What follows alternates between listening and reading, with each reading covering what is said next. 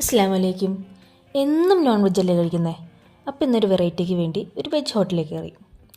ഞങ്ങളിവിടെ ആദ്യം ഓർഡർ ചെയ്തത് വെജ് ഫ്രൈഡ് റൈസും ചില്ലി പനീറും ആയിരുന്നു.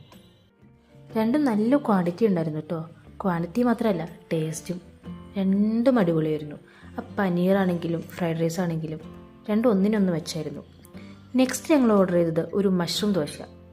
അതും ഒട്ടും ഡിസപ്പോയിൻ്റ് ചെയ്തില്ല. നല്ലോണം നെയ്യ് ഒഴിച്ച് മൊരിച്ചെടുത്ത ദോശയും ഉള്ളിലാണെങ്കിൽ മഷ്റൂമിൻ്റെ അടിപൊളി ഫില്ലിങ്ങും.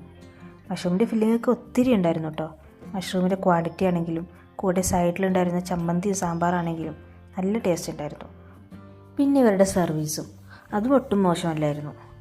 ദോശയ്ക്ക് കൂടെ നല്ല അടിപൊളി ഒരു കാപ്പിയും ഫ്രൈഡ് റൈസിൻ്റെ കൂടെ ഒരു തണുത്ത ലൈമും അതും കുടിച്ച് ഞങ്ങളവിടെ നിന്ന് ഇറങ്ങി.